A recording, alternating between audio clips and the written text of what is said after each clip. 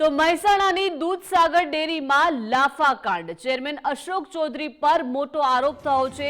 Vice chairman Yogesh પટેલને લાફો માર્યાનો આરોપ છે. યોગેશ પટેલ જૂથે પોલીસ સ્ટેશનમાં ધામા નાખ્યા. અશોક ચૌધરી વિરુદ્ધ પોલીસને અરજી આપી. વાઇસ ચેરમેન યોગેશ પટેલના અશોક ચૌધરી પર આરોપ. ડેરીમાં દેવા મુદ્દે સવાલથી અશોક ચૌધરી અકળાયા. હું પણ પાટીદારનો દીકરો છું તેવું યોગેશ પટેલે કહ્યું. અશોક ચૌધરીએ યોગેશ પટેલના આરોપ ફગાવ્યા. મારા પર થયેલા આરોપ પાયા વિહોણા હોવાની પણ વાત અશોક ચૌધરીએ કરી. લાફો મારવાનો આરોપ પાયા વિહોણો છે. યોગેશ પટેલ સામે અશોક ચૌધરીના મોટા આરોપ. યોગેશ પટેલે ઉગ્ર બની અસભ્ય વર્તન કર્યું હોવાનું અશોક ચૌધરીએ જણાવ્યું. યોગેશ પટેલ વાતાવરણ ડહોળવા જ આવ્યા હતા. યોગેશ પટેલ જાતે જ રૂમ બહાર નીકળી ગયા તેવું અશોક ચૌધરીએ કહ્યું. આજે અમારી બોર્ડ બેઠક હતી.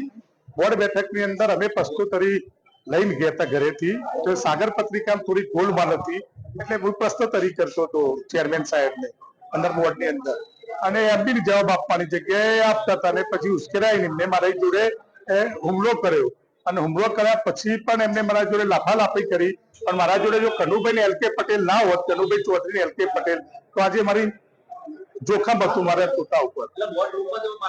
આ બોર્ડ મૂટવા ચાલુ મિટિંગમાં જ માથાકૂટ થઈ.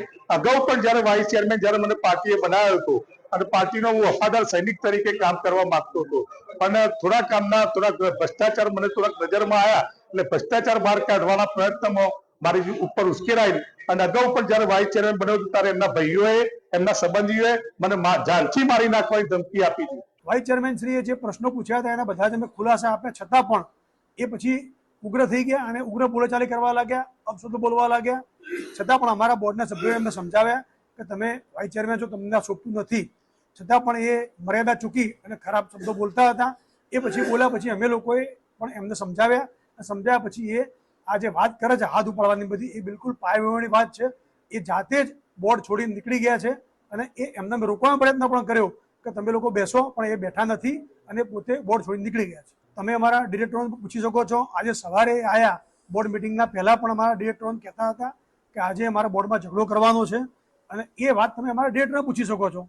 એ તમને સાચો જવાબ આપશે. એટલે કોઈ પણ જાતના બળદેલા સાથે આવ્યા હતા અને એમને કોઈ પણ રીતે વાતાવરણ વળવું હતું એટલા માટે આવ્યા હતા. આપ બધા જાણો છો કે આ વર્ષ ચૂંટણીનું વર્ષ છે એટલે અલગ પ્રકારના એજન્ડા સાથે આવેલા હતા.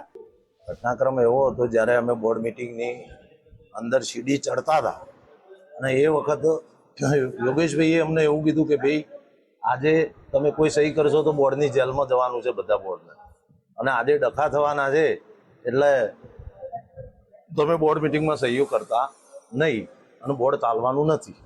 આવું અમને સીડી ચડતા કીધેલું.